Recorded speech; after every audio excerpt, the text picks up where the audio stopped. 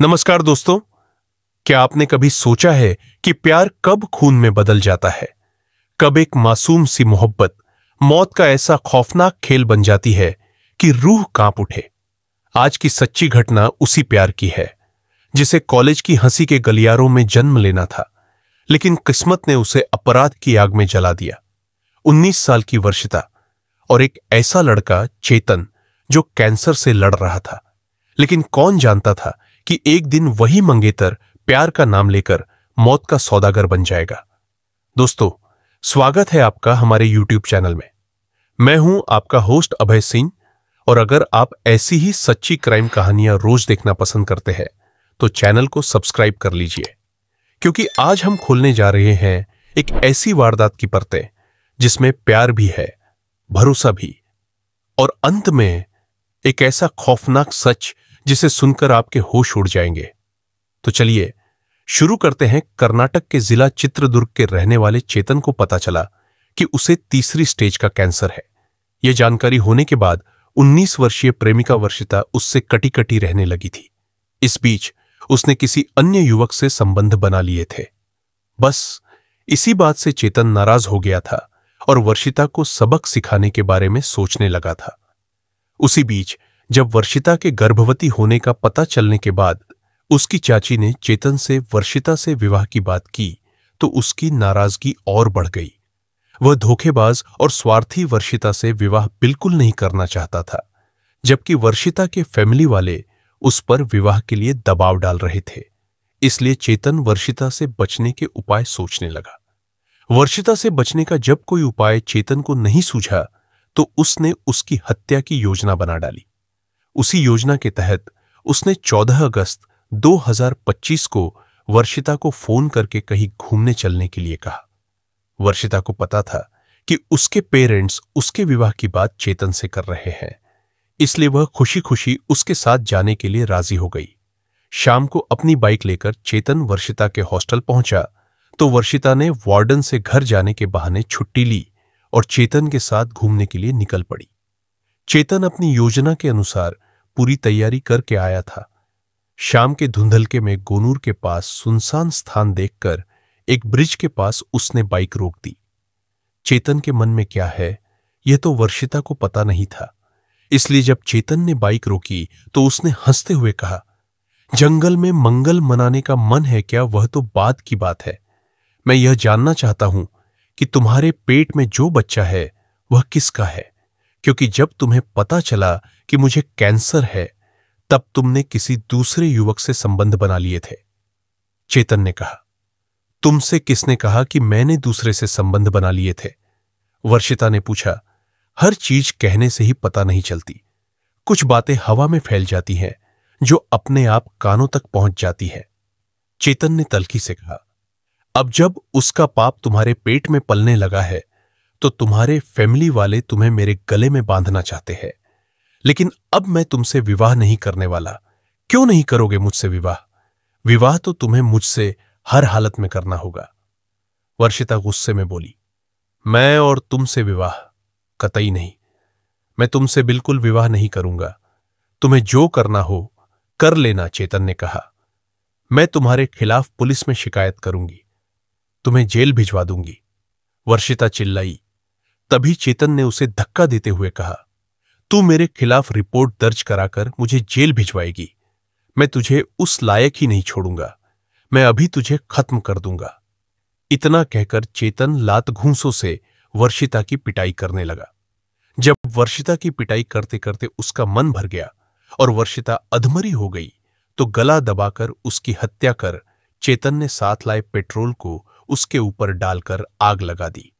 इसके बाद अपनी बाइक लेकर वह चित्रदुर्ग अपने घर वापस आ गया। नेशनल हाईवे नंबर 48 पर गोनूर ब्रिज के नीचे विश्राम के लिए रुके दो लोगों ने सड़क किनारे एक अधजली लाश देखी। इस बात की सूचना चित्रदुर्ग थाना पुलिस को दी गई। पुलिस ने लाश की पहचान की कोशिश की, लेकिन तत्काल उसकी शिनाख्त नहीं हो सकी। लेकिन जब पुलिस को पता चला कि सरकारी डिग्री कॉलेज में पढ़ने वाली एक लड़की वर्षिता की गुमशुदगी हिरियोर थाने में दर्ज कराई गई है, तब चित्रदुर्ग पुलिस ने तुरंत वर्षिता के पेरेंट्स को बुला लिया। पेरेंट्स ने अस्पताल पहुंचकर वर्षिता के शरीर के टैटू से लाश की शिनाख्त की। वर्षिता की लाश मिलने के बाद दलित संगठनों ने हत्यारे को गिरफ्तार करने के लिए आंदोलन भी किया था। उनकी मांग थी कि जब तक हत्यारे को गिरफ्तार नहीं किया जाएगा तब तक वह अपना आंदोलन जारी रखेंगे।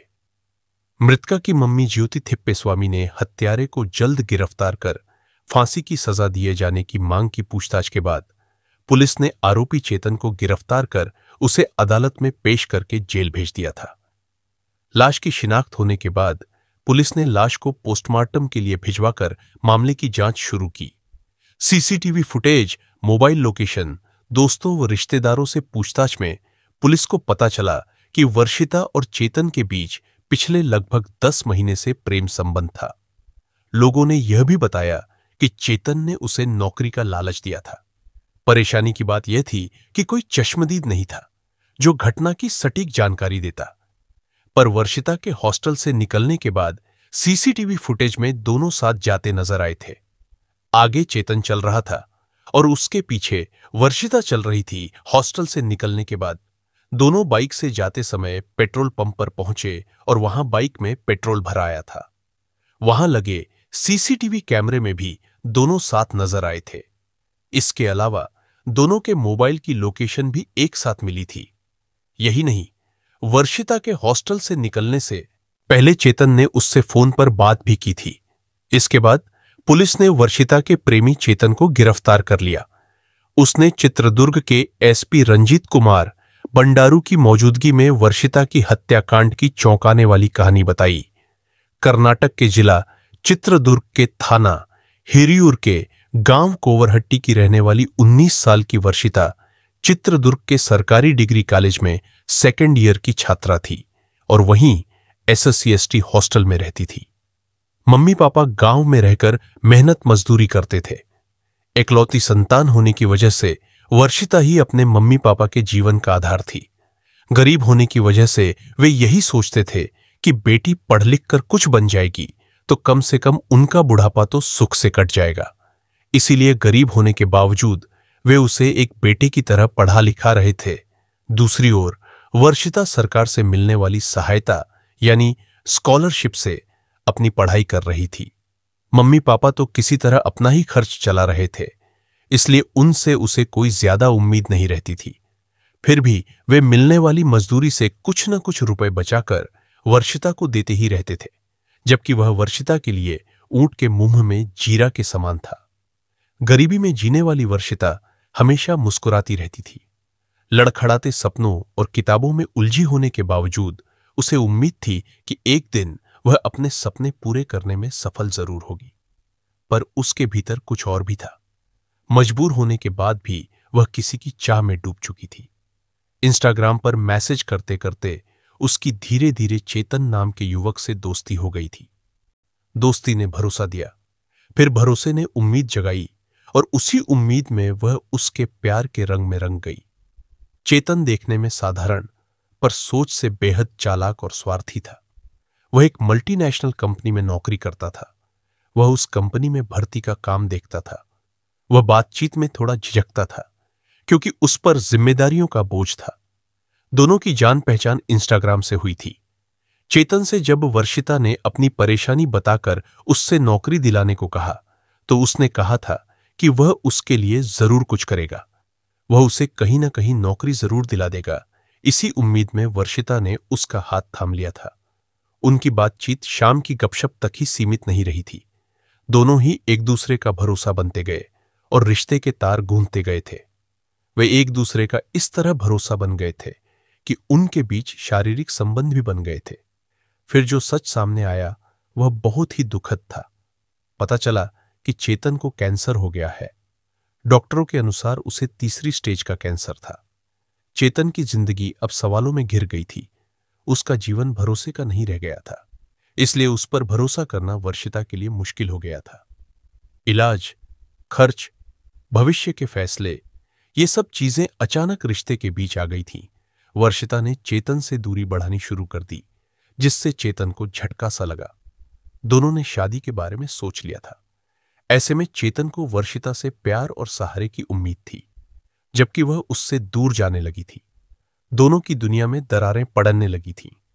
फिर वह खबर आई जिसने वर्षिता के परिवार को हिलाकर रख दिया।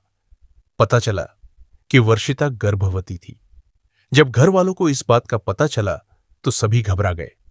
बात इज्जत की थी, इसलिए घर वाले इज्जत बचाने के लिए वर्षिता और चेतन की शादी के बारे में सोचने ही नहीं लगे, बल्कि वर्षिता की चाची ने चेतन से वर्षिता से विवाह करने की बात की। उन्होंने कहा कि वर्षिता जिस स्थिति में है उसमें अब उसे उससे विवाह कर लेना चाहिए, वरना वे कहीं मुंह दिखाने लायक नहीं रहेंगे। चेतन ने वर्षिता से विवाह के लिए मना करते हुए कहा कि वर्षिता का अब किसी अन्य युवक से संबंध है, इसलिए हो सकता है यह बच्चा उसी का हो। इसके बाद चेतन वर्षिता से छुटकारा पाने के बारे में सोचने लगा था, क्योंकि अब वह वर्षिता को धोखेबाज और स्वार्थी मानने लगा था और ऐसी लड़की से वह विवाह नहीं करना चाहता था। 14 अगस्त 2025 को वर्षिता ने घर जाने के लिए हॉस्टल से छुट्टी ली, पर वह गांव गई नहीं।